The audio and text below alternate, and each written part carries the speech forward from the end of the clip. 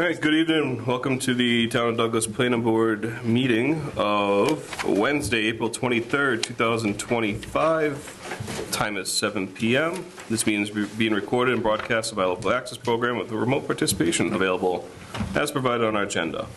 I hereby call the meeting to order, 7 p.m. Members in attendance are on the horn roll call. Jacob Schultzberg here. Meg Schlesman here. Aaron Sokrat here.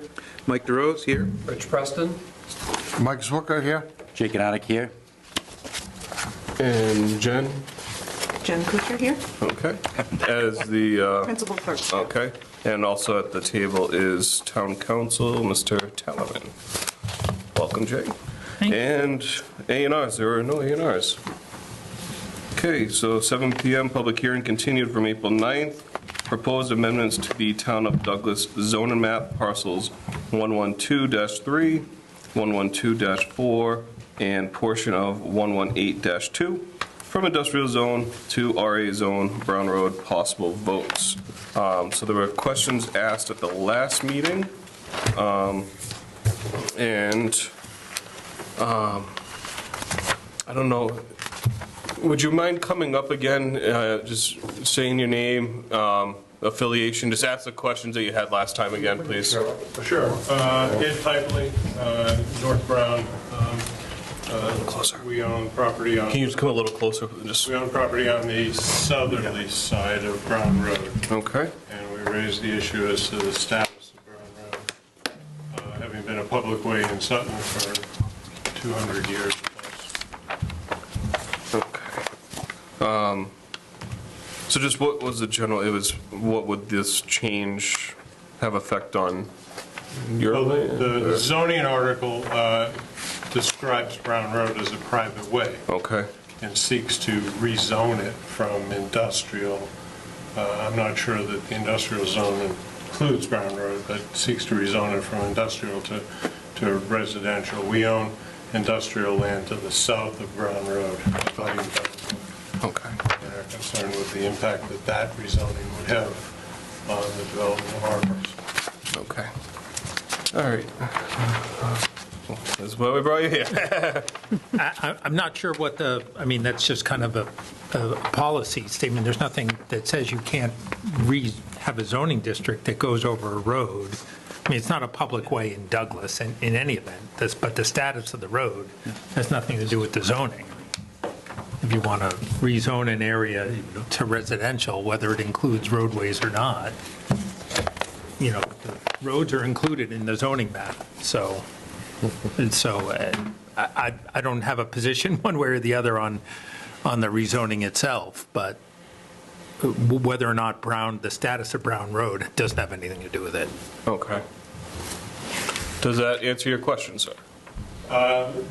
No, again, our position is that Brown Road is a public way. It was laid out in the town of Sutton in 1812, so there was dedication and acceptance prior to 1846, and if that isn't sufficient, then I think prescriptive rights that are attached to it by virtue of the fact that it's been used as a public way. It is maintained by the town of Sutton even now as a public way, and the town of Sutton has classified it as a public way. So the fact that the town line changed, apparently, and I'm not sure if that's ever been formalized. I don't know how the town line changed. The town line used to be on the southerly side of Brown Road. If you drive up North Street, you'll notice a town marker, and is clearly that town marker is on the southerly side of Brown Road. So it was always historically, the boundary was considered to be the southern side of Brown Road. And at some point in the 90s, 2000, Douglas asserted ownership of it. And so I don't think that necessarily changes the status of the way. I've not seen anything that any case law or anything you could cite to say that once a town line change is that a public way in a town change, the public way itself changes. So our issue is with the classification of Brown Road as a private way. And that has impacts on us, also has impacts on the two individuals who've initiated the zoning change.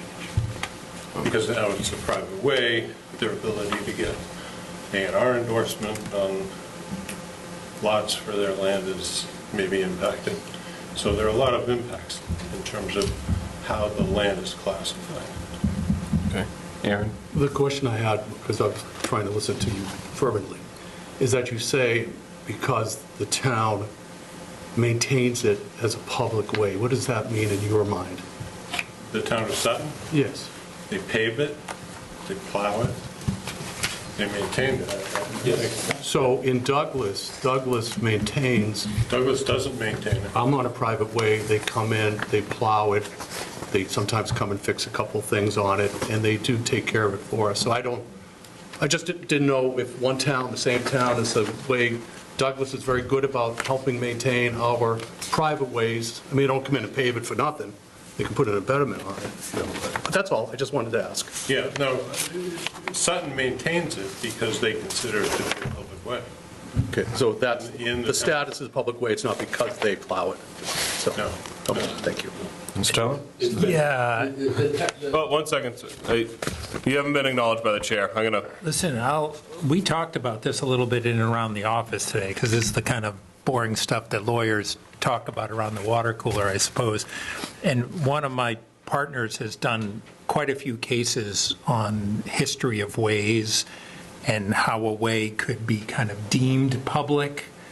And this just doesn't fit into any of those patterns. I'm not suggesting that it's not an interesting, maybe academic debate in terms of what it is. It's certainly not a public way in the common sense of it, nor do I think the actions of Sutton, even if they took those actions when they thought that it was within their boundaries, I don't think that can bind Douglas in any event. So I don't think it's a public way in the town of Douglas. I don't think there's any demonstration that Douglas has treated it as a public way in the way that towns do. In terms of prescription, that would be something the town would seek affirmatively. It doesn't just become public by prescription. The town of Douglas would actually have to initiate legal action to do that. I don't see them having any interest to that. I think it would be really interesting to kind of dissect it further. I got a bunch of information. I think some of it's in your packets as to the oddball history here, and it is odd. I just don't think it has any relevance whatsoever to the rezoning at all. Okay. It may potentially impact decisions on A&Rs to the extent that people want to do an A&R there, to the extent that the planning board has a little bit more authority on A&Rs off of private ways, as you know, if the conditions of it are not great, as opposed to public ways where you have less discretion. But I don't think that's before you either. All that's before you, at least with respect to the rezoning, is do you want to include this area that actually includes the area encompassing Brown Road in a rezoning? That doesn't have anything to do with the status of it as a public way or not a public way. If you want to rezone that area of town, rezone that area of town. That there is a roadway that may be public or may be private doesn't have anything to do with that. If I can, through the chair, I have a question on that. So, please correct me if I'm wrong. The discrepancy on this road has gone back for a long, long time, just found out, or whatever it's called. And now Douglas is saying, this is our property. So here we are. The biggest thing is, at town meeting, not having any mention of it being a way, road, private road, or anything, just dimensional numbers saying, we are rezoning lot 1, per se, number ABC from this to that. No mention of roads or anything. And then down the road, if somebody wants to make it a road, they can go ahead as long as they build it to be accepted as a road and become Brown Road. Is that right or wrong? Right, someone could always petition it for acceptance provided that they build it out to standards that you are comfortable with for any road, but they got to go through the layout process, they got to go through town meeting, and then the town has to take ownership. It appears maybe, that the town of Sutton owns it, although even they're not entirely sure about that, but we don't own it. The town of Douglas, when they changed the lot line, assuming that they did what they had to make it public, that doesn't mean the ownership of it transfers over to another town. There's got to be a process for that. But I just don't think that that's what you should need to be focused on. If you want to, you're having a hearing on a rezoning, have a hearing on the rezoning. If you want to rezone that area down to residential, have at it. And whether it includes roadways or lots, as you suggested, That's on the road. it's a colored area on a map. Everything in there, if you want it to be a certain zone, let it be a certain zone. And I don't have a stake in it, so whatever you want to do with that. All right. If I can, on a follow-up through the chair, the biggest thing, though, is at town meeting, not to have the mention of any type of way, road, or anything on the document, correct? Well, At town meeting. I'll leave, I don't know what it says in town meeting. Rich Bowen would probably be Okay. looking at that. I'm not sure if I've been asked to review that bylaw, but there's going to be a map. When you rezone an area of town, you have to have a map. Whatever is shown on the map for the rezoning that you're presenting to town meeting, that's going to be the area that's rezoned or up for a vote by town meeting. Yeah, right now, the language is seeking to change the industrial zoning to RA for map 112 parcels 3 and 4, portion of map 118 parcel 2, and the ordinance says in the entirety of private way known as Brown Road. Private way. Or take any other action. I don't think the fact that they refer to it as a private way means anything. Technically speaking, if a way has to be either private or public, when you're referring to it, if it's black or white in that, then I guess I would probably characterize it as private because the town doesn't own it, so it's not a public way. But I don't think that really matters. I don't think that's determinative or disqualifying when the town meeting goes to vote on it, because the town meeting is really voting the map. Yeah. Well, whatever you characterize something as, and here, it's kind of a weird thing because another town may own it, maybe, but all that matters really is, does town meeting know that that's what is being voted on? Everything in this picture that they're going to show, I assume you guys use some AV stuff up on the screen, there's going to be a picture of it, or it's going to be in the books that everyone has out in the hall. Okay. I'm just going to throw it back to the petitioners. If you guys have any follow-up questions or comments or information? You don't have, I don't know if you do or not. The basic, Just, if you can, just name and, Frank's Island, 8 Brown Road. okay. Initially, what I wanted to do was just get my property out of zone industrial, okay? As far as the road is concerned, I don't want the road to change. I want it to be a public road, because that will cause complications further down the road. Because my intentions are to sell my property, and the problems are they can't cross industrial land to get to residential. That's the biggest problem. Now, the road can be, from what I understand, I'm not a lawyer or anything like that, so you can drive down a way that's, a public way that's zoned industrial and go to residential without a problem. I'm just trying to cut out some of the problems, that's all. Okay. I still want the road to be plowed and maintained and everything, the way it's been maintained since 18-something.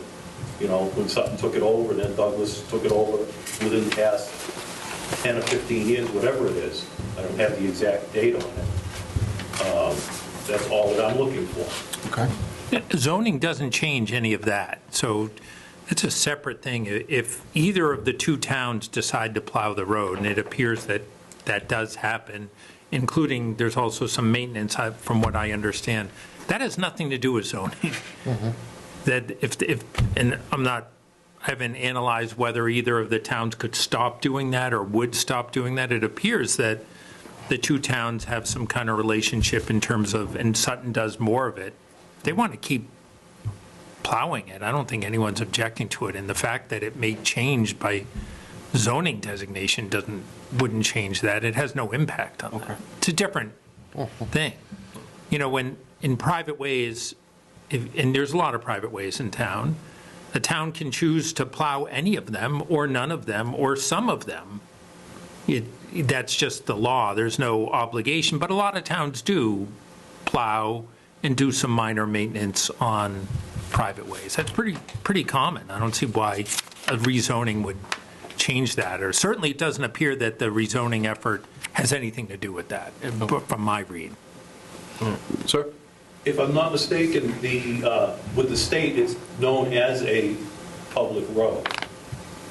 So that's what I've been told. You know, this is all information I've been told. I don't have paperwork to back it, but I can get it, you know, eventually.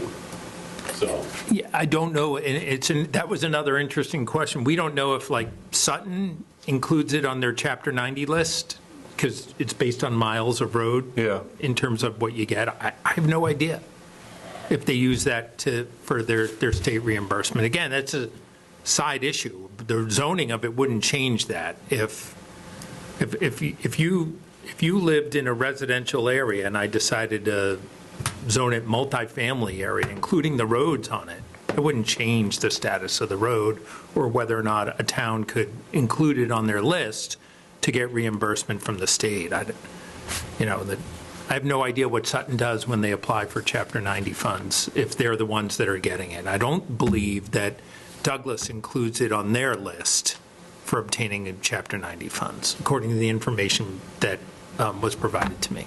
Okay. Through the chair. Oh, Sorry. one second. Yeah. Okay, yeah. I'll get to you in just 1 second. Will rezoning this to, or leaving, sorry, I don't know what I'm asking. Will changing the designation impact that gentleman's ability to sell his A&R lots? So I don't know what A&Rs are going to be determined, so depending upon what the underlying zone is. A&R lots, as you all know, if the roadway is sufficient to get fire trucks up and down it and they have enough frontage, you grant an A&R. The underlying zoning, what you're allowed to do on that lot is a different question than an A&R. Obviously, if it goes to residential, then someone's going to be looking at it to market it, those lots for residential. If it stays industrial, then it would be marketed for those purposes. Mm-hmm. So, but it doesn't impact an A&R decision. You're just looking at frontage and the quality of the roadway in terms of emergency access and things like that. All right. Ben? According to the Sutton Town Planner, they do include it in their Chapter 90 funds, so Okay. it's for that purpose. But I have a question as to how the town line changed. Apparently, at some point between 1994 and 2010, when you started getting assessed, the property, the boundary line changed. And I haven't been able to ascertain how that change was made. Maybe the town council was. I wasn't involved. I don't know if it was I doubt it was a change, it was probably more of a correction. I'm guessing. I don't think, because a change would be a significant, like, legislative incorporation. I mean, that would be a lot of steps to change the boundary. My guess is, and I don't know, I wasn't town council at the time, was that it was more of a correction and there was no true change, but wasn't here, don't know. People, town leaders and everything feel comfortable with what we have now as the right line. And that might be a little outside of the scope of what we're looking at. We're looking at what's in front of us and how it's laid now. Well, I think it raises the question of where the town line actually is. I don't think, in 1994, the Sutton Town Administrator sent a letter to Betty Terrian, who was the chairman of the Board of Selectmen in Douglas, alerting her to this problem and suggesting, after he had consulted with the rep, that legislative action might be appropriate, and nothing happened. So it just seems to have happened. That's my question. So where, in fact, is the town line, and how do we know? Is where Douglas says it is, or where Sutton says it is, or Mr. Silence says it is, or where I say it is? I don't know. Well, I don't think the towns are disputing where it is right now. I think there's an interesting history there, but again, all you have before you, you know kind of what is shown on a map in terms of what's in Sutton, and you got a proposed zoning change that includes certain parcels and a portion of a roadway, the status of which is curious, I guess I would say. So I don't know if we're going to get a full answer on the full history and full everything tonight, but we're just going to focus on what's in front of us. This is a public hearing, too. Is there anyone else in the audience with any questions or comments regarding this zoning change? No? Anyone online?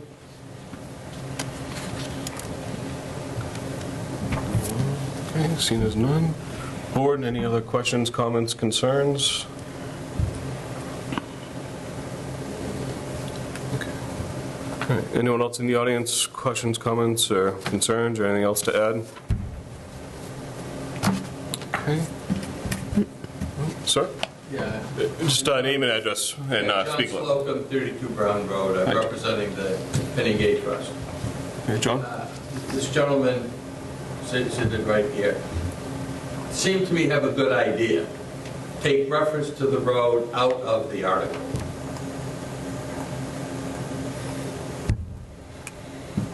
Because you're changing the zoning in Mr. Silent's case to approximately a half an acre or so. In my case, it's approximately an acre and a half. And I have a bigger parcel because Brown Road butts to my property. We're at the end, so it butts that. So I've got the whole width of the road, so to speak, plus the little sliver as it goes down west. Well, if the proponents of who are seeking this change are fine with that language, we can entertain that. Well, again, I'm just laying that out. I think it's something that the three of us have to agree, because we're the three abutters on the road. We represent the three abutters. Okay. So, I mean, I've listened, I've heard, that seemed to be a reasonable approach, since there's really the status of the roads from a legal perspective from your attorney seems to be floating at 10,000 feet right now. So again, I can't speak for the other two gentlemen, but to me, that seems to be reasonable. Through the chair, I have a question, something hearsay from someone. Can an industrial park utilize a private way? And I heard you were saying it could not. So, I don't know, I just want to be informed on that. Anyway, I hear it. I don't see why you couldn't.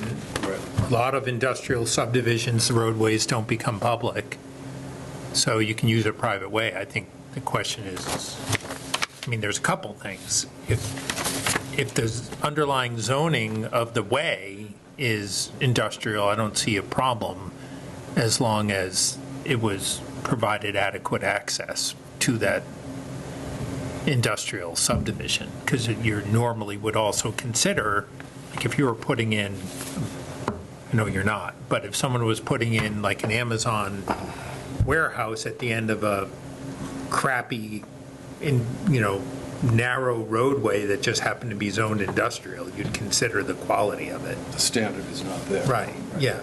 But whether it's public or private isn't necessarily. Okay, it's not germane. Okay, Right. thank you. If it was zoned residential and you wanted to use it residentially to gain access to industrial, then that could be an issue. Or if it was zoned industrial and you wanted to get to residential, that could be an issue. So what is the road zone now in either town? Yeah, that's, I was going to ask the same thing. It appears that it's industrial, but I don't know, I don't have the, If it's in Douglas, it's industrial. yeah, I think that whole corner up Then how there does is, Sutton, do you think, has it, as industrial or residential? I'm not sure it matters, it's not in Sutton. Through the chair, if I can follow up with that, if this was on the Sutton side with a claim, that's RA on the other side of the line. So at one point, the road was, if and/or when it was claimed or in Sutton side, it was RA. But where the line is now Changed. either changed or cleaned up or whatever, now it makes that way, or whatever you want to call it, industrial because of where they moved the mark. Is it part way? I mean, are we sharing this road? I mean, this road gets split? It's on that map. Yeah, I see it on the map. I just don't know if it's any details. So what it is, I think they're trying to keep it what it was, RA, which was on the Sutton, when Sutton claimed it. But when Douglas claims it, now it makes it industrial. And they were trying to keep it, I think, what it was, not change it to what it could be. Mr. Fitzpatrick, I saw you had your hand up. Yeah, Mike Fitzpatrick. Just with some clarity, the warrant's been closed, or warrant's been printed, and the warrant's been mailed. So any amendment to the warrant has to be done on the floor, has to be done right, which everybody knows. But just from clarity on this, Brown Road, north of Brown Road, is this little tiny sliver of land that abuts this gentleman's property. And what he's trying to do is get that piece rezoned, take it out of industrial, because you can't cross industrial with this, access his property. Right?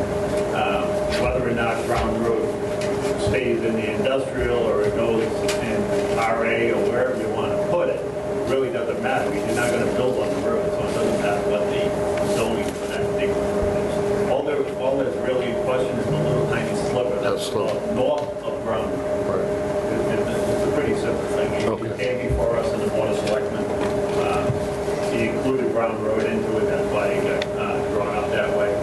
Whether it stayed there or not really doesn't matter. It won't affect him.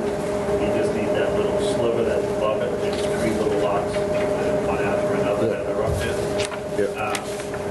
But the amendment has to be done on the floor, and we can't do it. All right, so with that thought, so we march forward with what we have, approve or support or not support, and if the proponents for this change feel that they want to remove it, they can do that on the floor. But here what I'm hearing, it shouldn't matter if the road's industrial or residential either way for them, with what they're looking to see. I concur. Yep. Yeah, that's okay. Gentlemen, any other questions or comments, anything to add?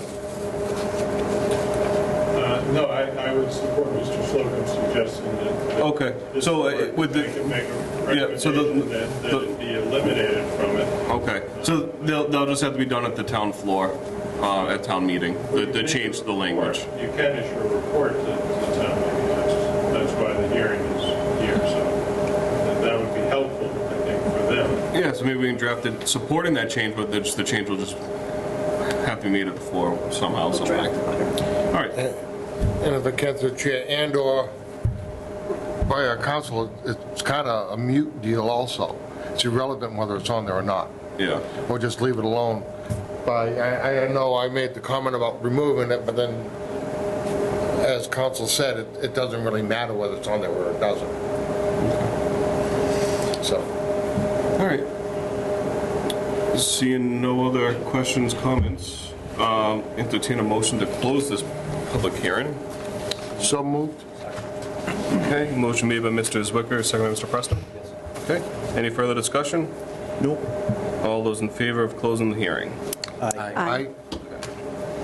All right, so now we just need to work on voting to, is town meeting looking for us to endorse, support, vote, approve?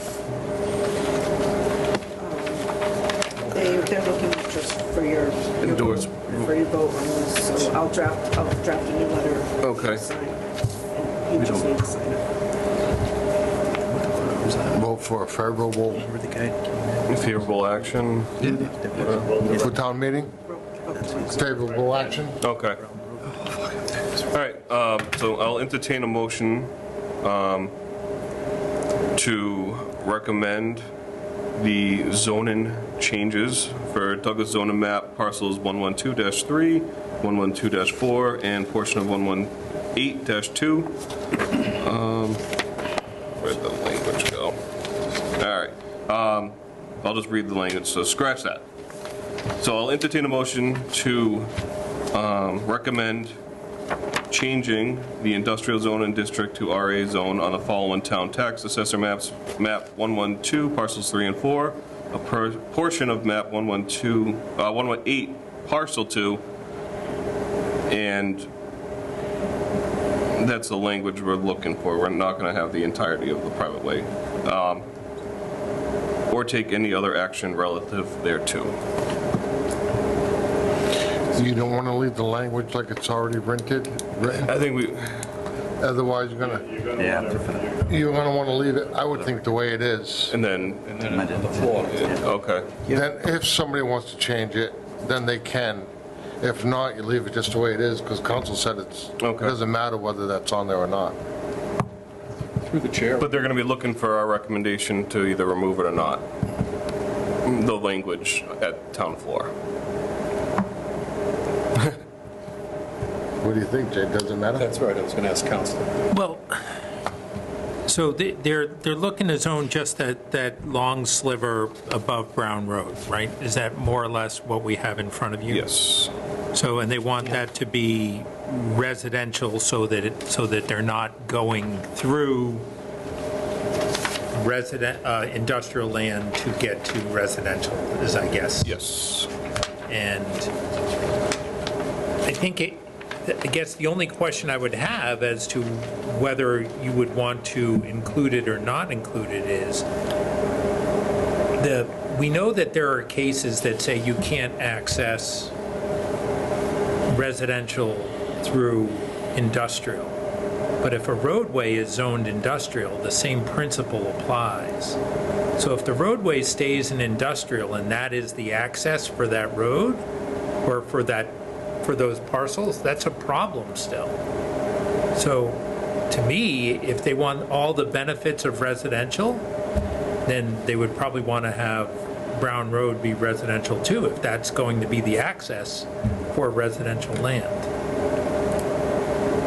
So, That's fair enough. and it That's the works way in it's both written. directions. You can't use residential to access. That's what I industrial. heard from this person. so Right, that's why I mean, asked that's the Harrison case. So I think it's important that if this roadway, if they want to preserve the opportunity to use Brown Road, public, private, semi-public, semi-private, to access residential, it should also be, unless you allow residential in your industrial, which is likely not. Excuse me, so this would be in fact correcting the situation. Well, correcting or not correcting, Yeah. if people want to get the advantage of having the sliver be residential, they're going to be accessing that sliver through industrial, that's a problem. So they would probably want the roadway to be residential as well, if their goal is to get residential use.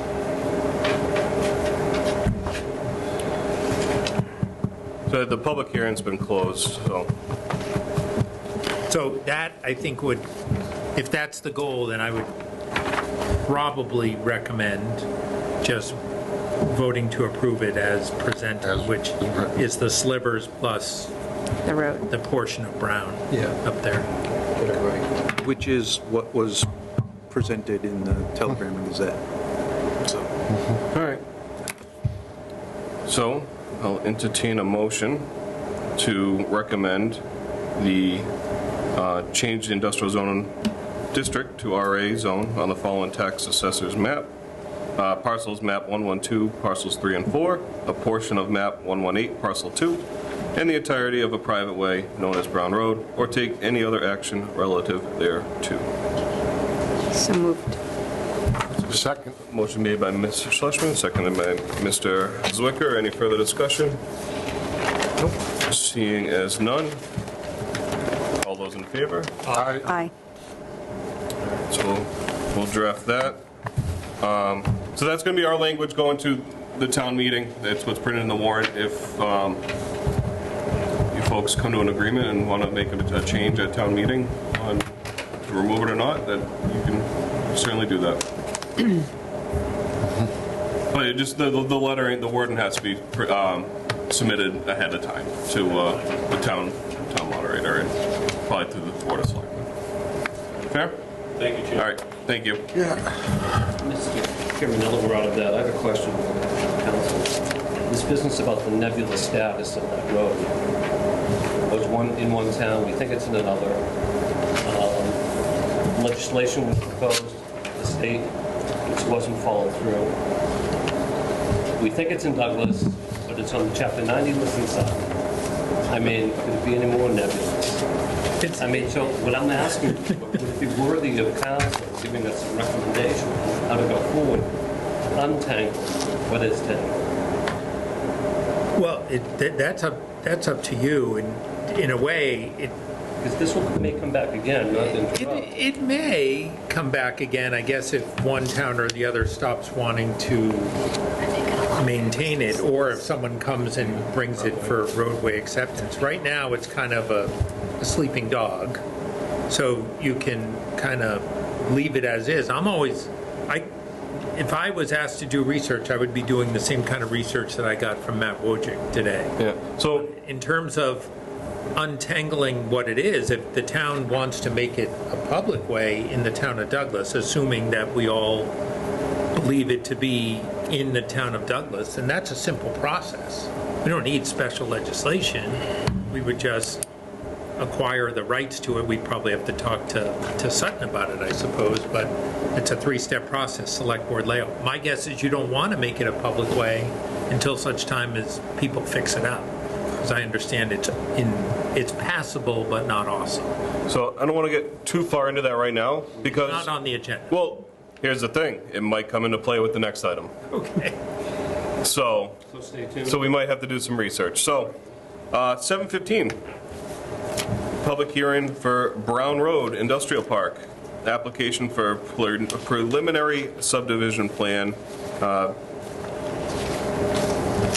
Oh, is it? It is a public hearing. All right. PRE-250414, North Street and Brown Road, possible votes. I gotta go. You gotta go. Yeah, you can't be. I didn't know. It is not. It's not. Okay. So it's actually not a public hearing. It's just listed under that.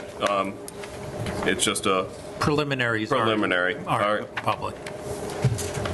Update the minutes. All right. A familiar face and a familiar face. Yeah, hi folks, Rob Knappick from Allen Engineering. Ed Tively, representing the applicant. All right. You guys want a chair? No, I can stand. Mr. Chairman, Brown Road Industrial Park is a approximately 19-acre parcel with access to Brown Road and North Street. What we are proposing are 9 industrial lots, all of which have frontage on the subdivision road. And I'll let Rob describe the land. Rob, take it away. Thank you, Mr. Chairman. Good evening, members of the board. It's a pleasure to be before you again. As Ed mentioned, this is Brown Road Industrial Park. These are the plans. I know you have them in front of you. Rob, could you just speak up a little bit louder, or you try to get closer to a mic, maybe? Okay. Thank you. Is this location for the easel fine? Everybody can see it? Okay. So again, I know you have the plans in front of you. I'm going to go through each of the plans Brian, and describe them. Jake, can you try to move the mic closer to him? We're trying to get the audience to be able Still to. not loud enough? Oh, yeah. Yeah, maybe. There you go. Okay. Okay. Thank you. feel like I'm at a concert. So this is the cover sheet that shows the locus map, most importantly, to give you the context. I suspect you're familiar with the site, but if not, as Ed mentioned, it does have frontage on North Street and Brown Road in the vicinity of the Sutton-Douglas town line. The second sheet is what we call the existing conditions plan, and it shows just that. It shows the boundaries of the property. It shows the topography. It shows that there are some wetlands on the westerly side of the property. There are some wetlands as well off the property. This plan also shows that municipal water is installed within North Street in the vicinity of the property. There is municipal sewer nearby. This plan also shows the parcel of land that was granted to the town of Douglas in connection with the permitting of the adjacent condominium project by the applicant, North Brown. That parcel of land is labeled map 17, parcel 61.1, and it also shows access to that parcel via a 30-foot wide easement. That line work is taken from other plans of record. As Ed mentioned, the total parcel area is about 19.4 acres, and the plan also shows via the notes at the bottom that there's no part of the property that is within a 100-year flood zone. There are no mapped vernal pools or endangered species habitat. The next plan is what we call the lotting and layout plan, and this shows what's proposed. So what's proposed is an approximately 1,000-foot roadway that connects North Street to Brown Road, and on that roadway are 9 industrial lots that are proposed, each of which satisfies the minimum dimensional requirements within the industrial zoning district. I may not have mentioned, but from the plan and from your prior discussion, I trust you're aware that the entire parcel is presently within the industrial zoning district. The next plan is what's called the grading and drainage plan, and this plan shows that same roadway configuration and lot configuration, and as required by your subdivision rules and regulations, this plan also shows the proposed grades of the road. We also show in a general manner the location of proposed stormwater management basins, and those are in 1 at the easternmost corner of the property, 2 near the northeastern corner of the property, and 3 near the northwestern corner of the property in points on the property that are points of lowest elevation. We also show, in accordance with your subdivision rules and regulations, in a general manner, the method of disposing of sewage. So on each lot is a box labeled proposed septic system.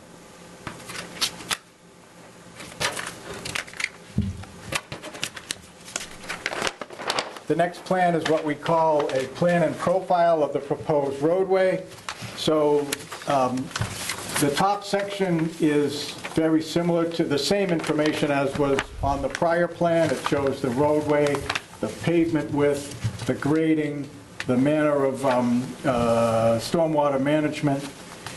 And in the bottom view is what we call a profile. So it's as if you're looking at the road from the side, and what's shown is the profile of the road from North Brown proceeding North Street, beg your pardon, the profile of the road proceeding from North Street towards Brown Road.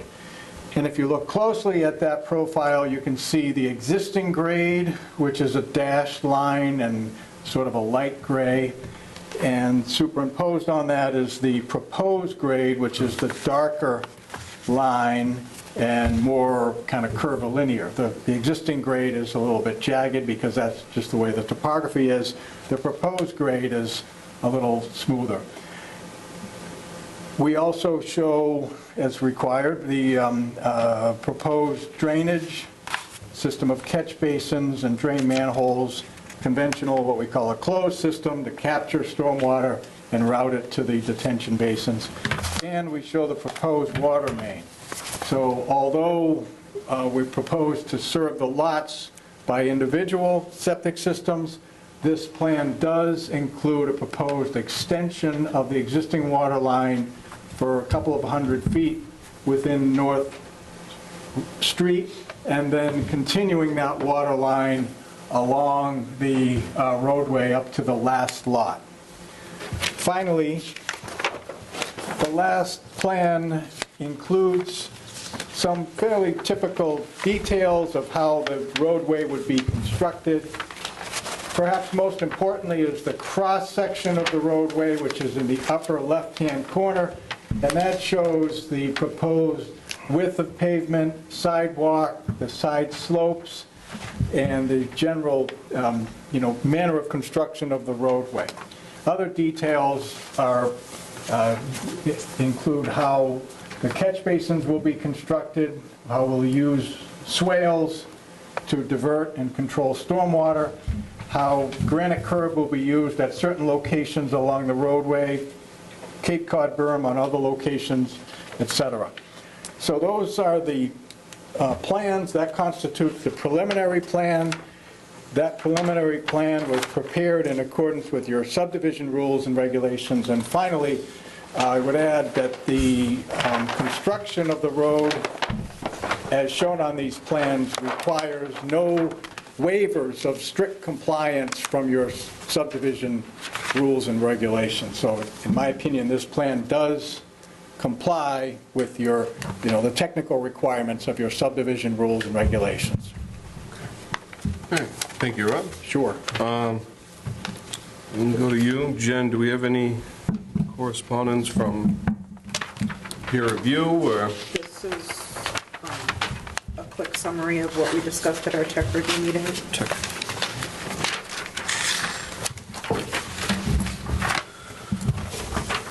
Does everyone have this?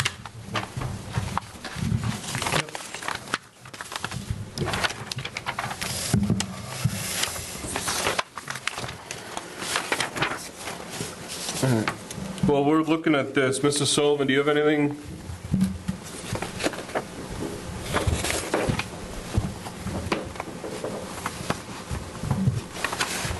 Sorry, took a minute to find the unmute button. Hey, we hear you now, Rob. I do have some concerns on the volume of water. We're getting close to our water withdrawal permit. We have a lot of projects going on in town. I do know this particular developer. He's under the assumption that he has full availability of water if you approve this project. We typically, you're not guaranteed service until you pay for a connection.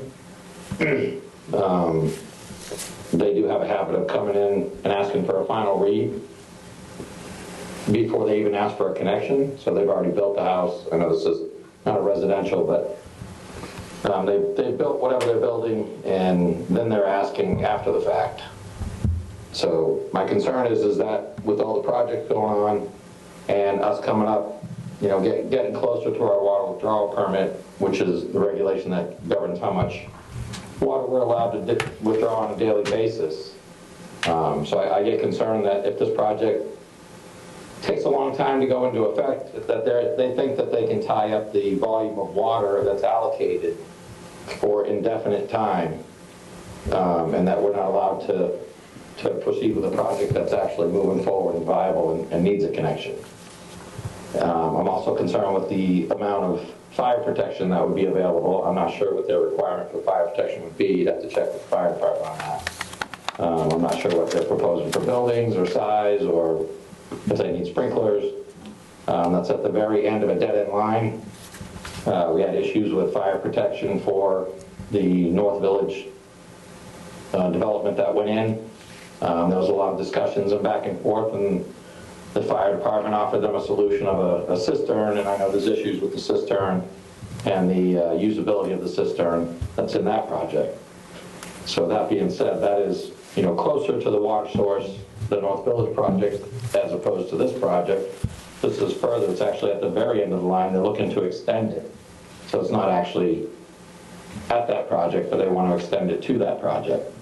So I'm sure you've all heard me before on creating loops and avoiding dead ends like this. So it does pose some concerns to me as to volume, capacity, available fire flows for this type of project. All right.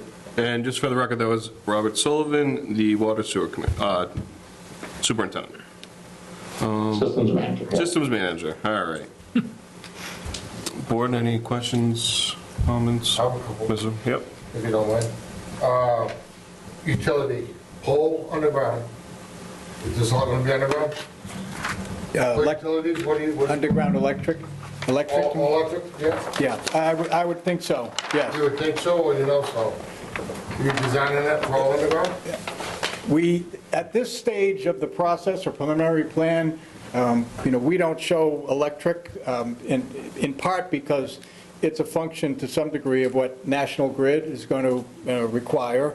But certainly electric will be provided, and if they require underground, it'll be underground. If they allow above ground, it'll be above ground. Well, that's one thing we've been going on, is everything underground. Underground. Everything underground, not above ground, underground. Okay. Also on the sidewalks. Well, there are poles in North Street. It doesn't matter whether on North Street or not, this is a new development. So normally, everything new is underground. When you say normally, what do you mean by normally? Any new development that we've had, we have it underground. And that's by your request or National Grid's? No, by us. Yeah. Okay. Okay. Then when we get to the definitive plan stage, if the town's requirement is underground electric, it will be underground electric. Does that make sense? Yeah. And you have a 24-foot drop on grade? Is what I'm seeing here? I'm not sure what you mean by a drop, but Broadway yes. from where it meets North Street So to your highest point. Yeah, so the subdivision rules require that at the intersection that a grade of not greater than 2% is carried for a certain distance. And then you can begin to rise at a sharper grade. So of necessity, yes, we enter the site at 2%, and then we go up at 10%. And at its deepest point, there is about a 20 to 24-foot cut. 24-foot That's drop. right, yes. And on the plan, you're only showing one catch basin on each side of the road at the bottom of that drop. Where are you referring exactly? I thought I saw where you had one catch basin.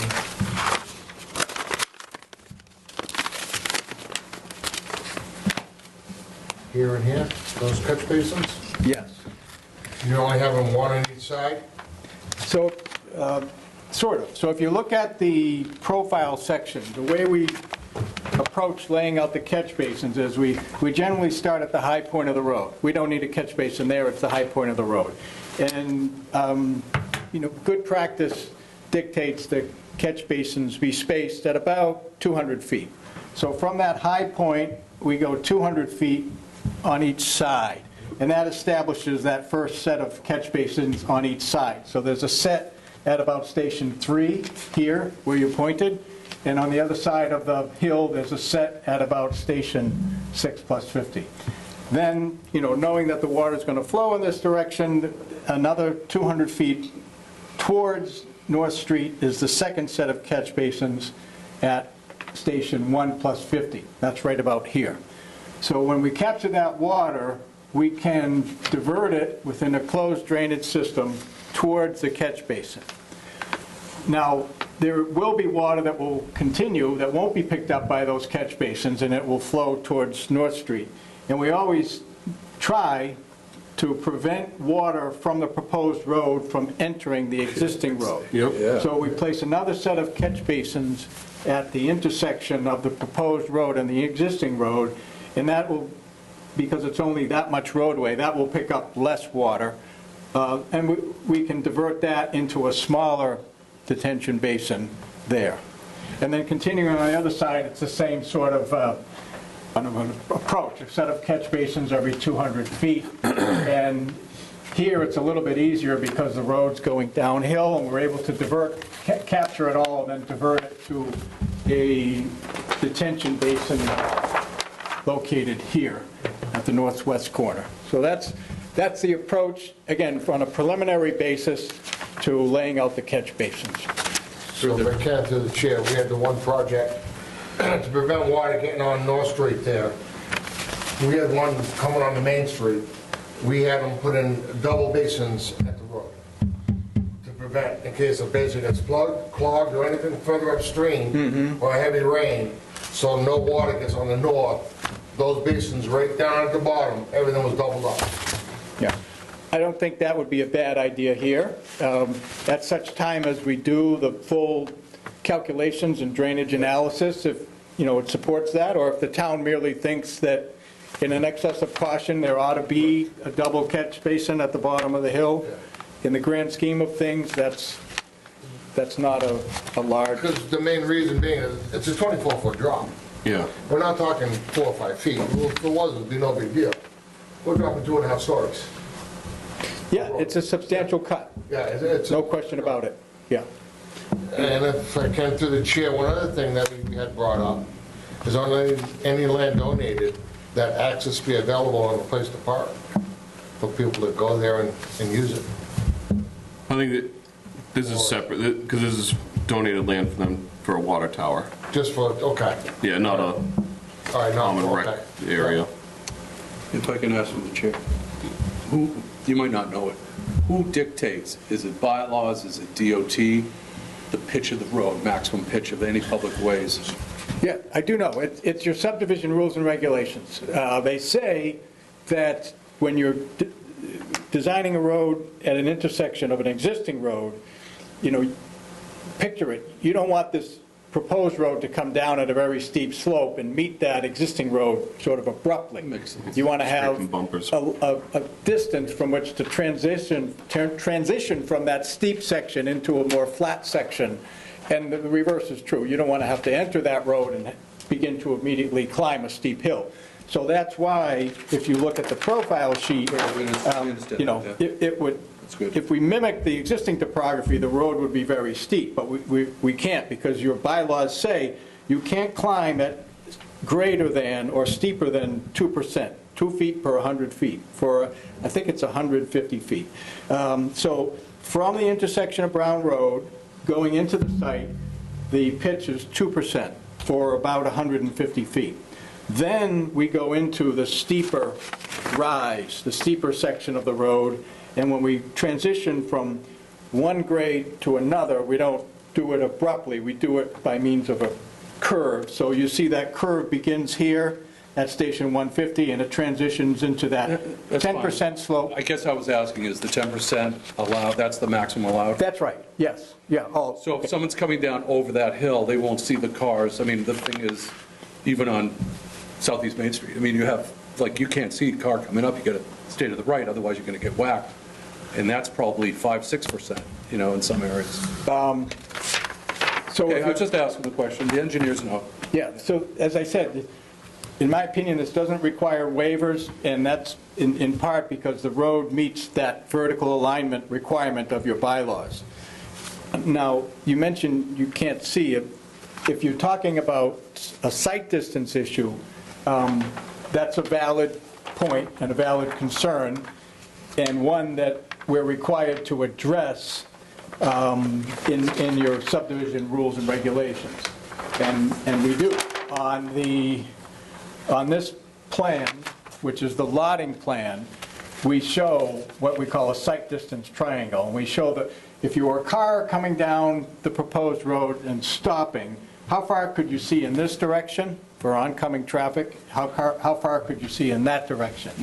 And we show that the sight distance is about 360 feet in this direction and over 400 feet in that. I was just speaking of the hill, and that cars have disappeared on the other side, and they're coming up, and people get laissez-faire. They're more, the middle of the road, and, because I have to stay to the right, because you don't know who's coming over the hill. That's all, it's nothing to do with the driveways. I get that. So thank you, I just wanted to. Question, I actually have two. At tech review, was it mentioned or discussed the condition of Brown Road, if that road will be able to support and handle this project? Just looking at it, it looks like it's a tight turn coming off that subdivision to take a right onto Brown Road. So if this goes forward, I don't know if anyone commented or recommended, but I could see there being a need for some changes to that roadway to support this project. So to answer your question, at the tech review meeting, I do not recall that discussion of the condition of Brown Road occurred. There was discussion of the status of it, which I was sitting here, so you're aware that there's some question about that, apparently. But there was not discussion of the condition of it. We do know that it's improved to some extent in front of the site. And in terms of the turning maneuvers, it's always, or generally best to tee up roads at as, close to a 90-degree angle as possible. And that's the case here. So we don't anticipate that there would be any difficulty for a vehicle to make a turning movement from the property right onto Brown Road, nor do we anticipate that a vehicle was coming up Brown Road that it would present a problem to turn left. What about an 18-wheeler? Yeah. We don't anticipate a problem with that. I mean, I know it looks tight, but an 18-wheeler has sufficient radius to make that turn in both directions. We'll just have to see it. Yeah, and it will get peer reviewed if it goes forward. It says brown width, variable width. Do you have any numbers of what it actually is in some points or some reference points? So when we label a road variable width, it means just that the ownership, the sides of the road kind of goes like this. If a roadway is designed, by the state or by us, then we fix the width. We're able to make it a consistent width, 50 feet wide. But historically, roads have become developed, and there is no consistent width. It's a variable width. So when you say we have numbers, I mean, we could give a number at various points, but it varies. Yeah. Does that answer your question? Yeah, if it goes forward, that's probably something we need to look at and to consider if that road can handle this. And then my other point or question, I heard from a resident on North Street. Does anyone know, there may have been a decision or an agreement or something written out when North Village was done, that this portion of land was to remain as is, to create a buffer between North Street and Brown Road? Was that ever a thing? Ed was there. I wasn't there when North Village was approved, but what I can tell you from looking at the record is that, what's of record is to the contrary. The comprehensive permit speaks of an 88-acre parcel, and then it speaks of a revised project of 67.96 acres. The approved, and by the way, that 67.96 acres does not include this. The approved plans make reference to this parcel as, quote, remaining land. So, as I said, I wasn't there, but looking at what's of record, the contrary appears to be the case, is the case from what I can tell. This was not part, and it was never intended to be part of the North Brown condominium project. But it's not a separate lot. It's part of the 40B locus. It was part of locus. No, it is part of the 40B locus. You state that. You state it. It's a part of the 40B locus. It might be labeled, yeah, it says right here, it's a portion of the 40B locus. So the fact that, I understand that it's... Not quite. I don't mean to quibble. But it's not a lot. It doesn't, it's, the recorded site plan. Yes, there's a recorded definitive plan, that creates this parcel. That You agree? creates this as a separate parcel, Exactly.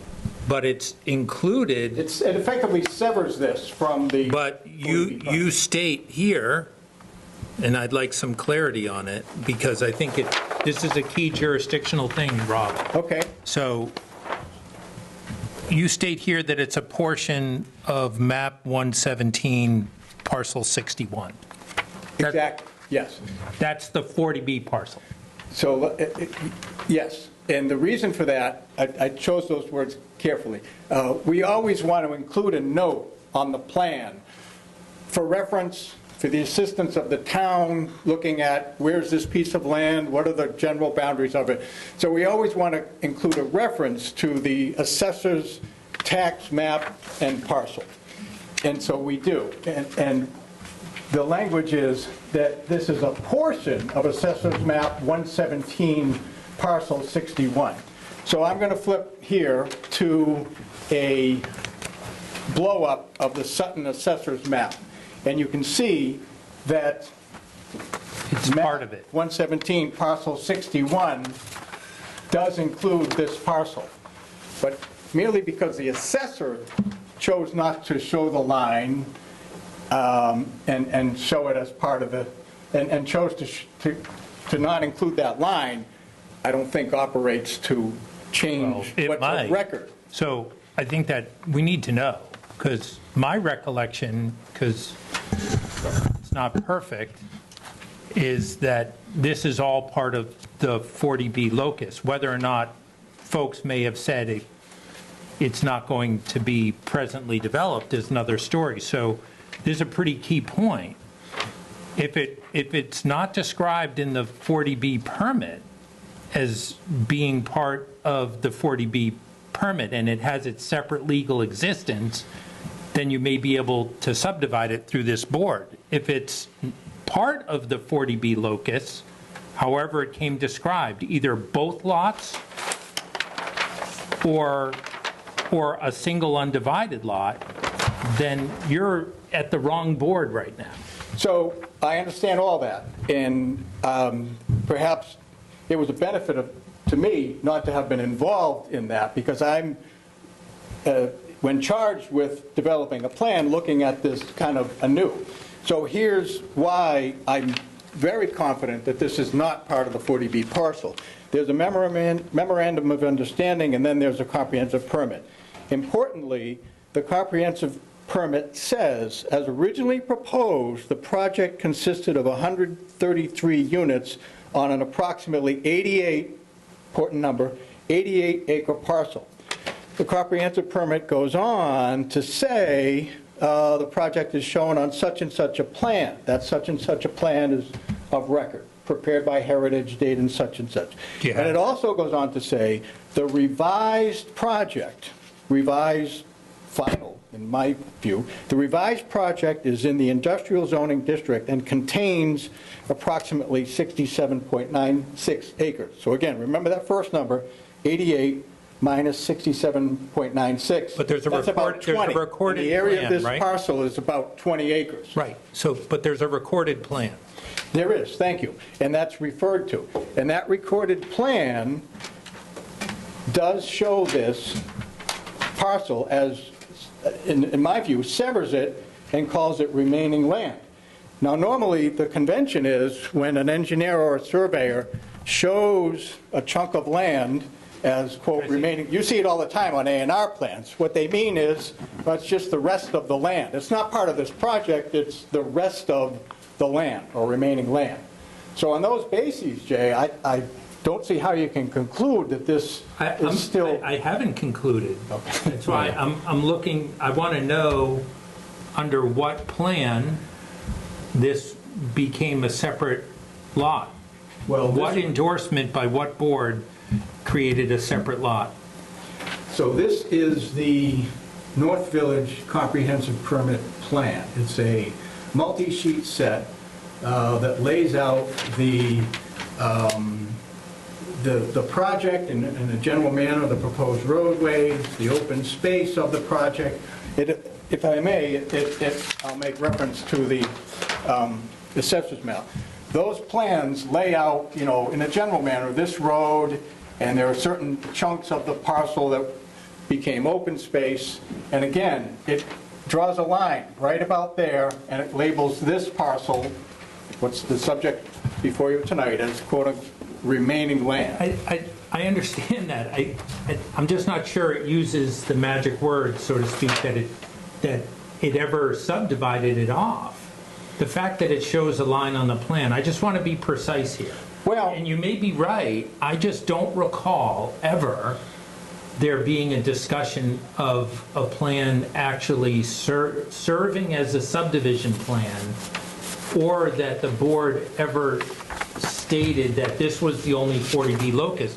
I don't see how they could create a subdivision of land through the 40B process that severs land that is not part of the 40B. I think.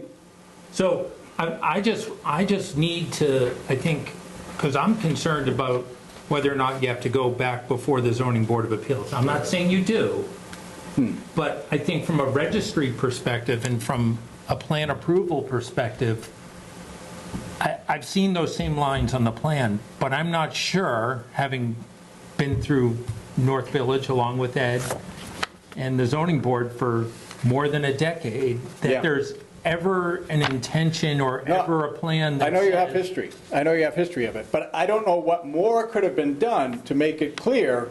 I read you the narrative, I read you the recitations in the permit, you see the plan. I think you're going to need to provide a narrative. Gentlemen, I'm just going to...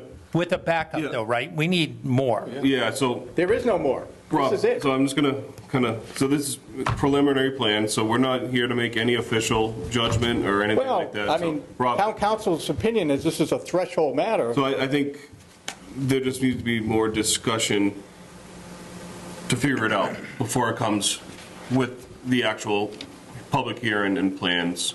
Because when you come for the hearing, these all need to be, this needs to be figured out before. The definitive plan, you mean? Yeah, definitive. Yeah. So, sure. and obviously there was concerns for the water supply. So yeah, you know, you're just here for preliminary. So I think a lot of this just needs to get figured out ahead of time if we go forward with definitive. But part and parcel of that process is to hear from you what you believe the issues are. And we've heard about drainage, we've heard about the status of Brown Road, and if you're telling us that you believe this is an issue, then you Also, believe it's through an the issue. chair, water supply has to be addressed. Say again? Water supply Thank be you. addressed Yes, because it sure. might have Fire suppression. fire suppression per unit. You might not be able to build all out if we don't have the supply. But Just can't make it happen. I think the board does have a concern with what we're hearing from town council with the status of the land.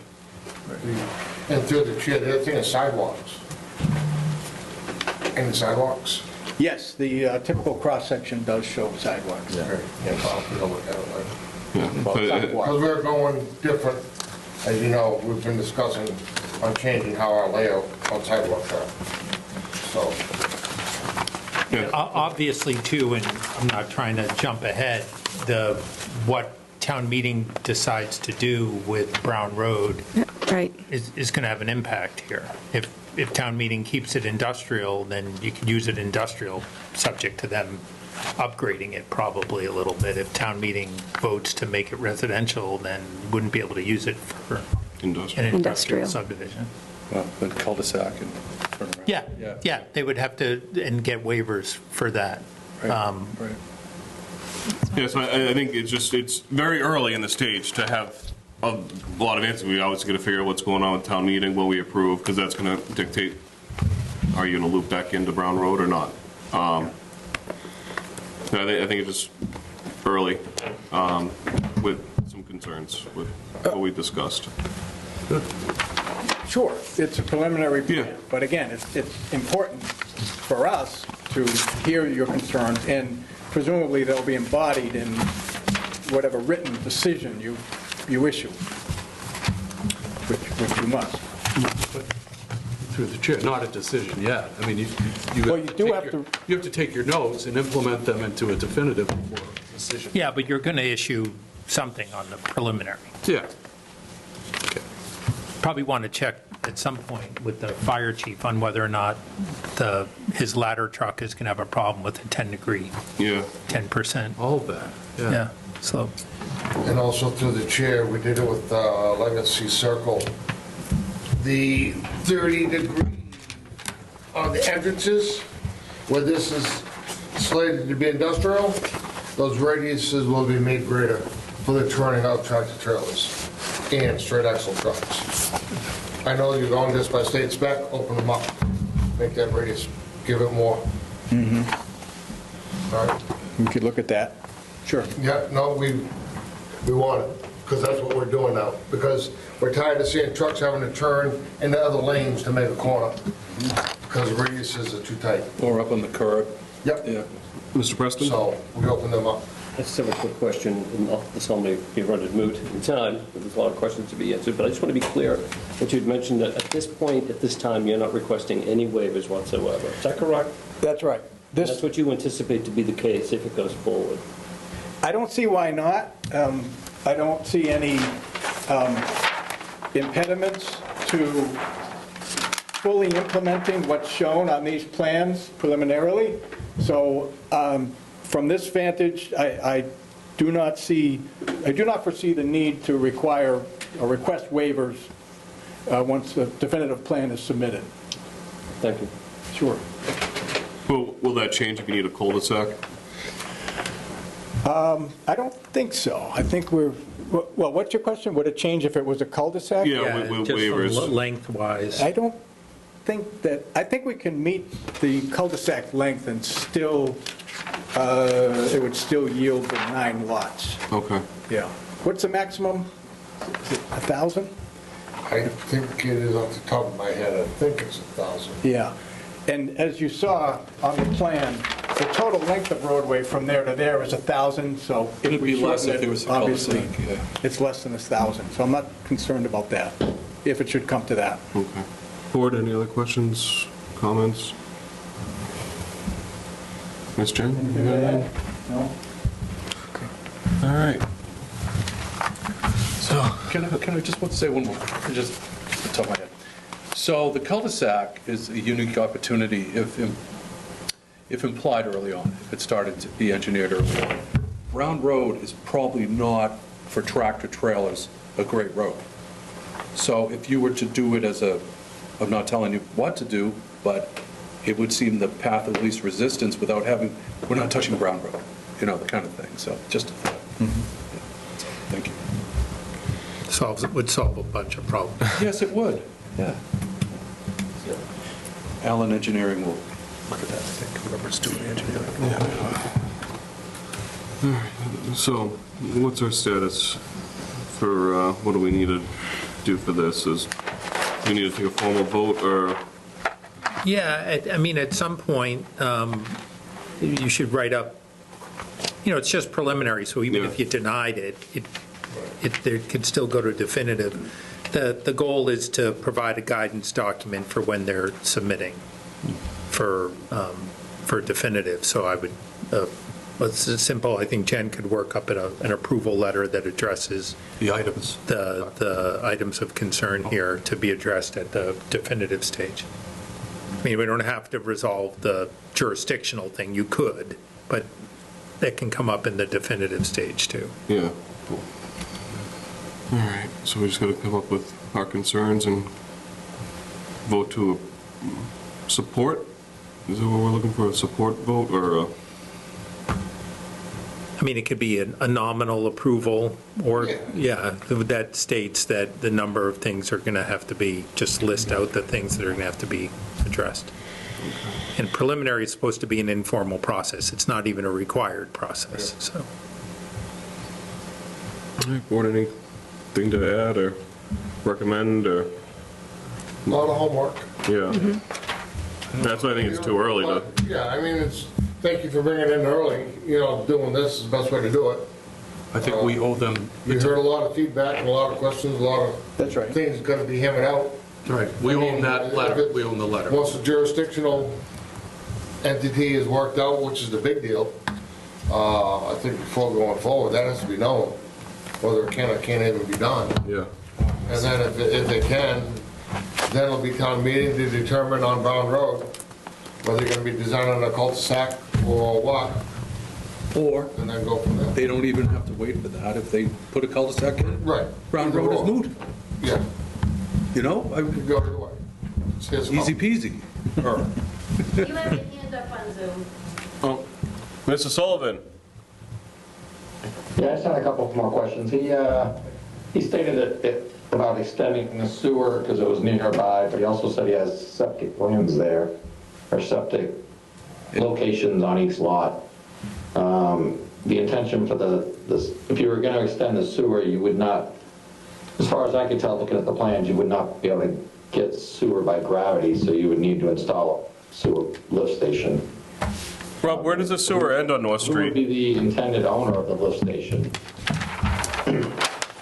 Is it, Rob, do you know where the sewer ends on North Street, how far that needs to get extended? It's at the very top of the hill.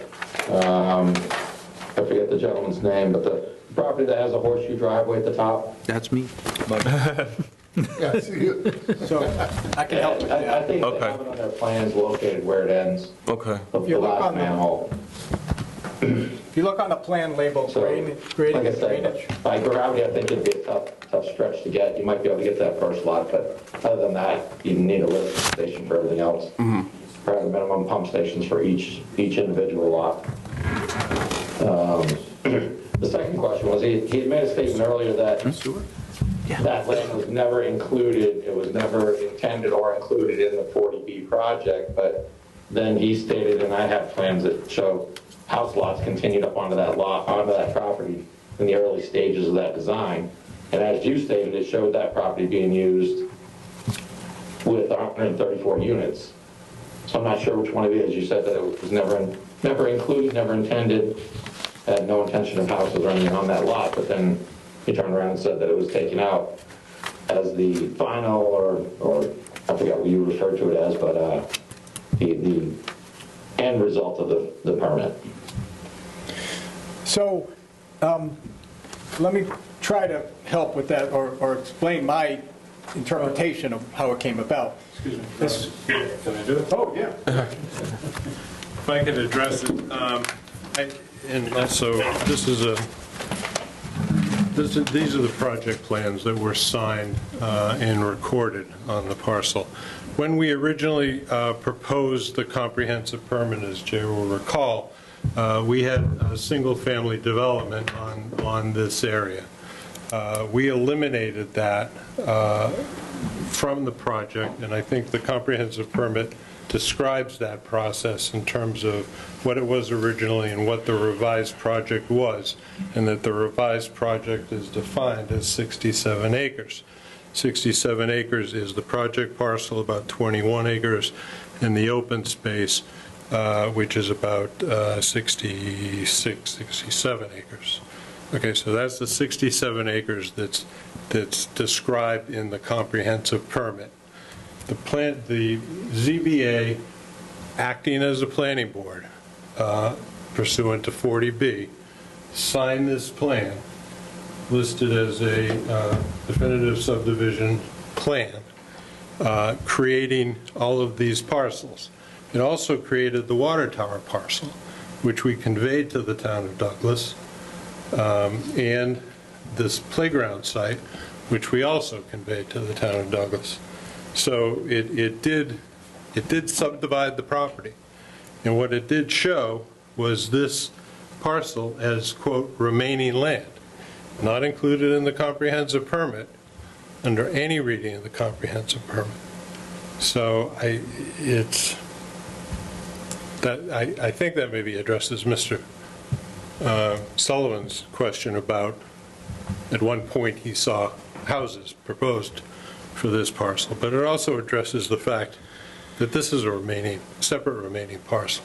It's the remaining parcel after we created the comprehensive permit parcel. I'm not sure. I'm not necessarily disagreeing. I'm just not agreeing either, because I don't recall the decision ever stating that they were subdividing anything.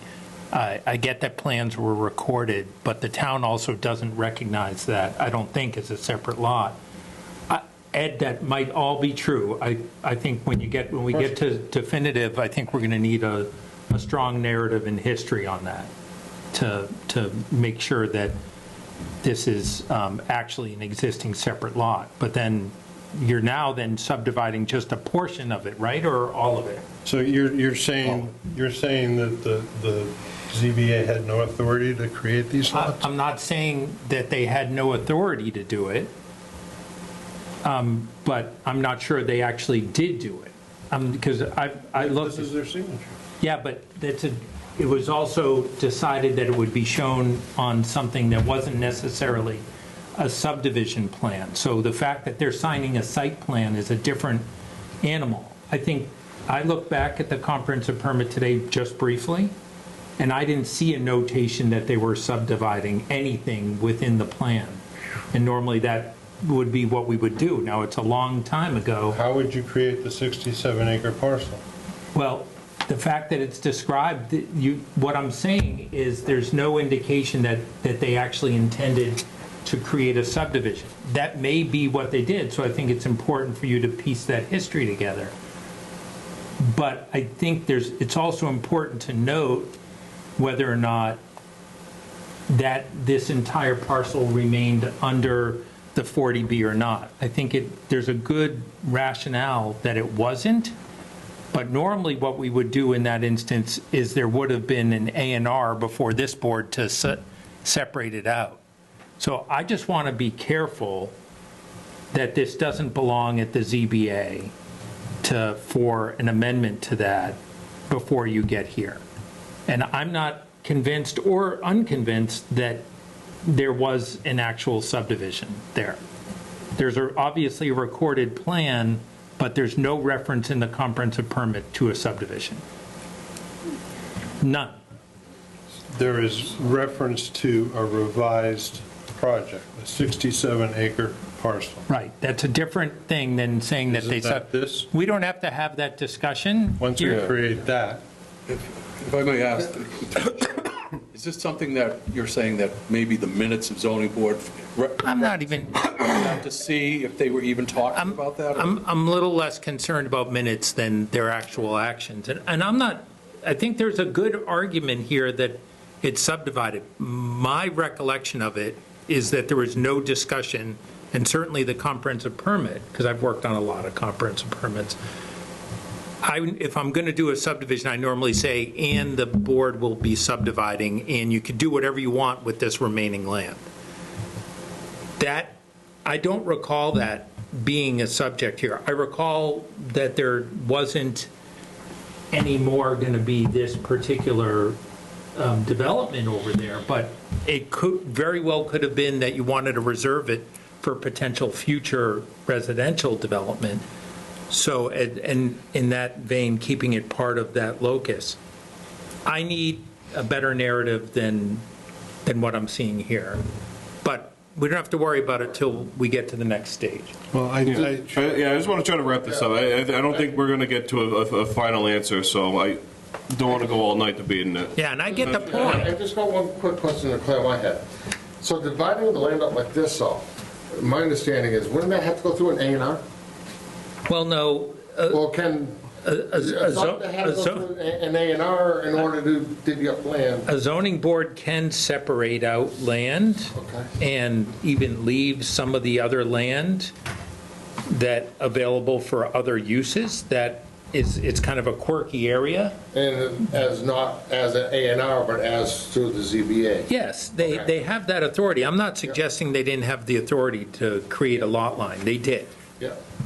I'm just not sure that that's what happened. Okay. I'm not sure that it didn't happen either, but nothing that I reviewed in my old files today, and they are old, indicated that that was an actual intention.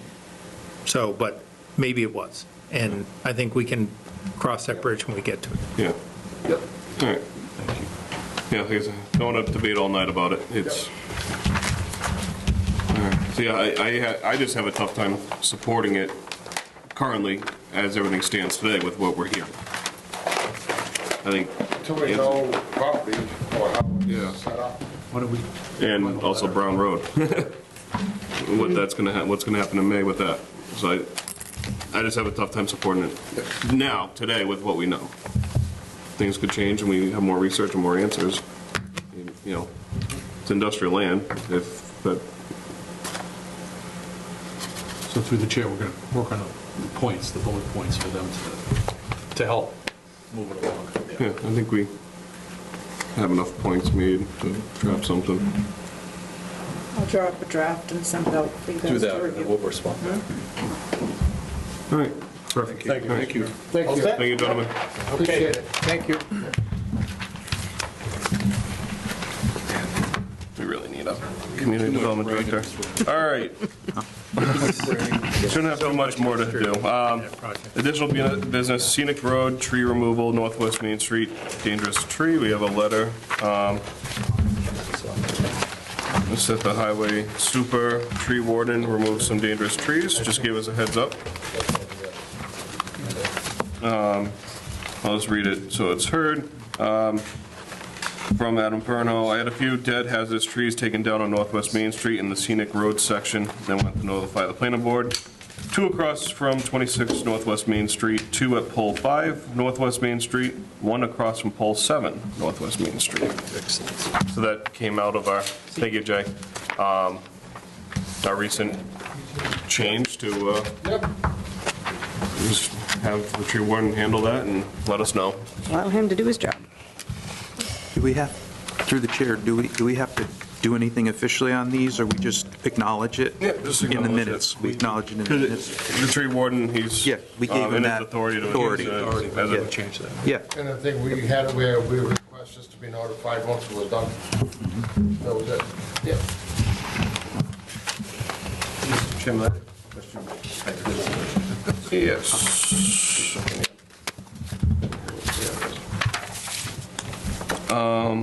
You have a question? Yeah. Is it under anything? It's just on the tail of Okay. this. I'm concerned that we haven't tied up all the loose ends on our subdivision rules and regulations. Obvious reasons, we've had some staffing changes, and I would feel more comfortable going forward doing all this, that we had something really solid. Because I'm sitting here thinking, did we change that? What do we do? Where are we with that? Yeah, no, We were really close to doing that. I just don't know, are we going to wait for the new hire, or what's happening with that? yeah, I think we have to.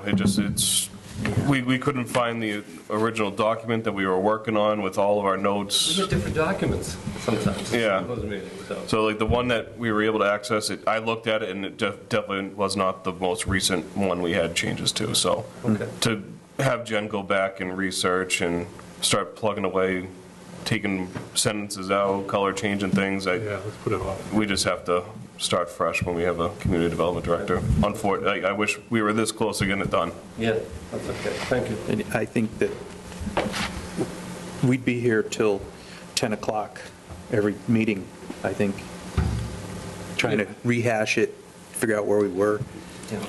Unless somebody in the behind the scenes. Yeah, we need, Presents It's something that we have to get done, because I know, like, we talked about sidewalk changes and all Yeah. that. Here we have projects coming up. That's all Underground gonna utility. affect roadways, main roads, certain, all these things we discussed. Yeah, he still has grass strips and everything else in there. Yeah. But you can't. Mike, are you here for something? By law, that's the hard part, you know what I mean? No, I was letting them get to their cars, so I didn't get. All right, yeah. Take your time. On that prior, yeah, I'm not afraid. On that prior subject, would you pass that along to ZBA just to get their input onto it? Oh, yeah. Yeah. Because it falls under that, We'll CC them. under ZBA for that permit, so it might be helpful.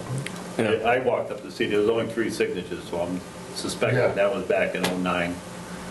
I've been on there since 13, and I don't remember any of that stuff. Right. Yeah, if you want to just add it to their agendas, throw it in their packet that this was going on and requested. Just so we can give you some input to help you out. All right.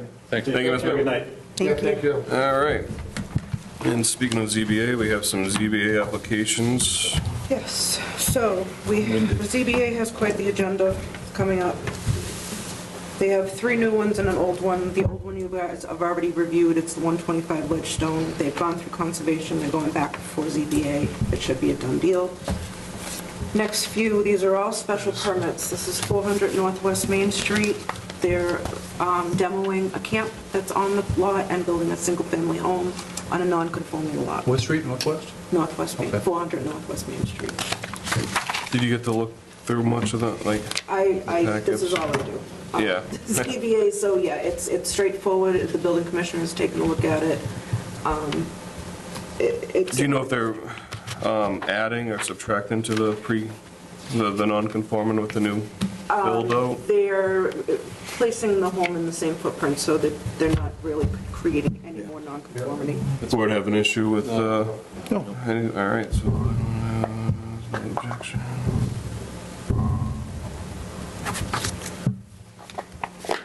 .41 Ledgewood is another special permit, but it's an amended special permit. When the building commissioner went out for his site walk, he noticed that the footprint of the house was smaller, however, we had larger decks and a big porch. So again, she's going in front of the ZBA to amend her special permit for that reason. Neutral on that. Okay. And that was the one where the deck So the gets house closer is- to the lake? She's on the lake, so Yeah, yeah, so yeah. she doesn't have to go before conservation. They reviewed it, they're fine with it. Oh, so it doesn't extend into that? No, they stay, they're out of the buffer zone Okay. in conservation, but she said Ledgewood on this? still Who has is, non-conformities. who is the applicant? Linda Nunez. Okay. Yeah, I got no problem. The Concom has no, if they're not encroaching. Yeah. Yeah, there's a no deck. encroachment, it's just bigger So, porches and yeah. a smaller house. All right. I mean, that's why you live on the one that's on the porch and drink your coffee. All right. Take that as a consensus, no objection from the planning board. The next one is I give it back to you? Right here. Oh, it's upside down. 284 Northwest Main Street, Jason Randor, another lake. It's a special permit. They're building a single-family home on a non-conforming lot. There are some concerns with this one, as they have an old camp that they're saying they're going to try to keep. Uh-oh. 2 houses on 1 lot. They might have to come before planning board for a special permit. ADU? No. No. And it is a conservation on the lake. They have not applied yet. So ZBA will probably continue that one. Yeah, that's not. How big's the camp? How many square feet? Do you know? Plans. You mean the property or the camp? The camp. Existing camp. It's probably. What did it say? Yeah. We want to rent it out. The site plan. B&B, Can't do that. They can't Airbnb it. they'll still do it regardless. Yeah. But if it meets the under 900 square foot, Or half of Requirement, or half of the- square foot. yep. That's what I was trying to figure out what's what. But then they come and ask for that Garage, house, there's an They don't have easement to going ask for it. through it.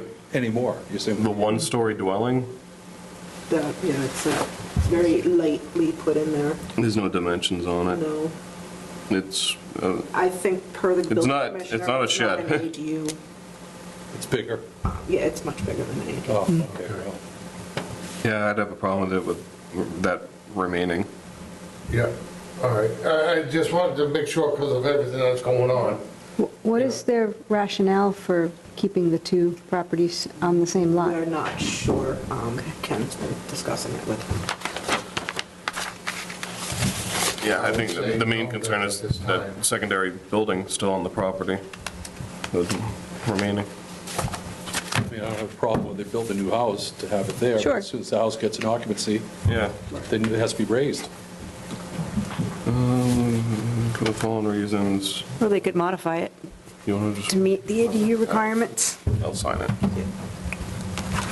That's still pending, I think. Could it be 2? Isn't Yeah, it? just what we discussed. The final? That's what Building. you're saying, Yeah. if they were to cut off. Yeah, they would have to shrink it. All right. Mr. Preston, oh, was that it? Yes. Did we get him? So you guys had a meeting the other night? We did. Okay, master plan, talk about the master plan. Thank you, Mr. Chairman. So we met last Wednesday, April 16th. We are currently 9 months into a 2-year process. We've completed the data collection phase, which, as you know, included surveys, an open house, and site visit. And that included student surveys, too, and student open houses, so we had some interesting responses there.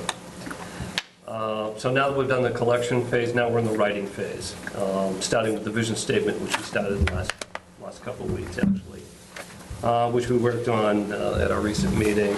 Not to get too into it, but vision statement, you wouldn't think it would take a lot of time. I had it on the agenda. I thought we were going to be able to do it like that, right, Meg? Not so much. Not so much. Not so much. It's really important. It's usually a larger statement. We picked one that broke it up into 3 paragraphs. That basically, it's tougher than you think to do this. The first paragraph describes the town, what makes Douglas Douglas. The second one is our listing our current resources and strengths. And the third one is the most important. That's all our future goals, where we see the town in the next 10 to 20 years. So it's critical, and we're working on that for a long time. When's the next meeting? The next meeting is May 21st. Sometimes it depends on how many Wednesdays there are. We'll have 1 meeting or 2, and depending on what the workload is. So that's where we're going. We're going to be continuing working on the vision statement and continue marching through the writing. Just to give you the parameters, sometimes I have to remind myself, it's a 2-year process. Every 3 months is a quarter. We're 3 quarters into it. We just completed the 3rd quarter. Now, interesting enough, just before the former director of community development left, he was talking to me about making a filing to the state so that we could retain our grant of $115,000. So there was a hole there when we didn't have that staff member. He had been doing the filings. I would speak to him briefly. I knew it was happening, did not know the details of that submission, and you have to do it in concert with CMRPC. You got to get the report, we've got to get invoices, there's certain paperwork that has to be filled out and then sent to the state. That didn't happen. As a matter of fact, some of the preliminary work wasn't done. I was concerned, so I reached out to Jen, thank you, and to the town administrator, and then poor Bob Manerick ended up being the guy, the go-to guy to do it. So I just want to give a shout out to Bob because he pulled all the pieces together and made the filing on time. Had to be by the 15th of the month that we could lose all the rest of the, about $100,000 in state funding. And they were very strict about the filing, and he asked them, can we extend it? And they said no, it had to be on time. Wow. So Bob had a couple stressful days, did it, and we're very grateful that he did that for us. He doesn't sleep. Yeah, I guess not. No. So thank you, Bob. And that's in your package. You'll see a filing. It's a flow chart. Give you copies of that. This is the first one I've seen. It's sort of a mystery here, and I don't know if you noticed. Who did that, Bob? No, CMRPC, Central Mass Regional Planning Commission. No, Bob has a new title, project manager. Yeah, he does. Bob has a few titles. Yeah. He doesn't want an office. He does not want an office. So I just want to show you this to you. This is really interesting, and that's why I broke down the quarters. Because what's interesting is we didn't have to, obviously we didn't have to do any filings the first 2 quarters because we didn't. So hopefully we didn't have to. And I was never informed that we needed to. This was the big filing. So it was made, it was for $19,000, $19,371.43, and that was completed. Now we're going to be doing filing every 3 months. So the next one we'll be due is July 1st. Next quarter is going to be April, May, June, and then we'll do another filing. So they gave us a spreadsheet here to tell us what the estimated costs are going to be and when all those filings are due. We should be completing the process approximately June 2026. Awesome. All right. Question, Rich. Yeah. Is the survey data going to be available publicly? And if so, when do you think that would be? It is online. It is? It's been online for a while. There is a link on our website. There's a website. Planning. The raw data's there? Yes, I believe so. All our documents, Yeah. all the surveys, any data we receive. I know I remember now you mentioned that it was going to be. Just didn't look. I didn't, so, Yeah. I'll check it out. And it was interesting because when it was first posted, there was some colorful language on there that was missed. Yes. So we had to redact that. I think it would make it interesting. Yeah. But anyway, but it is all the information. That's raw. Raw data. Yeah. Thank you. All right. Jen, any ongoing development updates that you've gotten? There hasn't been really anything moving right now. we had a couple requests from abutters on Oak Street to just verify what was going on at the solar park. So I actually have Brandon doing a site walk and hope to get updates on that soon. Yeah, maybe for the next meeting, yeah, we haven't heard from them in a while, just get an update from them, how everything's going and what they're working on. All right, we had some meeting minutes from March 26. Anyone have a chance to read them, go over them? I have not. I did not. All right, we'll do those at the next one. To the chair, so you know, I did do the Mullen, that meeting? Yes. Yes. Which one was that one, though? The one right here, the 26th. Oh, I know there was nothing pending, but I still did it. yeah. I just don't know where to plug that in. I know we'll find a spot for it. Because it shouldn't have an impact on anything, but he did state it. Yeah, we'll just go on the next meeting. And the only thing I forgot, just a little staff update or something, but we have the dinner, So yeah, we have volunteer. the appreciation dinner Wednesday. next Wednesday. If everybody wants to come, we'll feed you. I haven't reached out, but I do plan on going with my family. Okay. So I'll send Miss Freeman an email. So, yeah, she wanted an RSVP? Yeah, just Yeah. so we have a head count. It's still okay, do it now. Yeah, so if anyone still wants to go, or we're going to go. I'm going. That's Wednesday? I'm hungry. It's great food. Yeah. Fantastic. If I can, to the chair, thank you, Jen, for stepping in. Again. This is tough. We've done it before, and for you to all of a sudden have it dumped on you again, it happened before, this time, hopefully, we'll get somebody in that can really help you. So we've had a couple interviews. We're getting there. We're getting there. We have a second interview with one of the candidates tomorrow, so. Well, you're the glue, you're keeping it all together. That's right. We appreciate it. Yes. No problem. Yeah. Thank you. You're doing a great job, but we do need a community to help correct it up. So, all right, with that, I'll entertain a motion to adjourn. So moved. Made by Mr. DeRose, second by Mr. Preston. All those in favor? Aye. Aye. We are adjourned.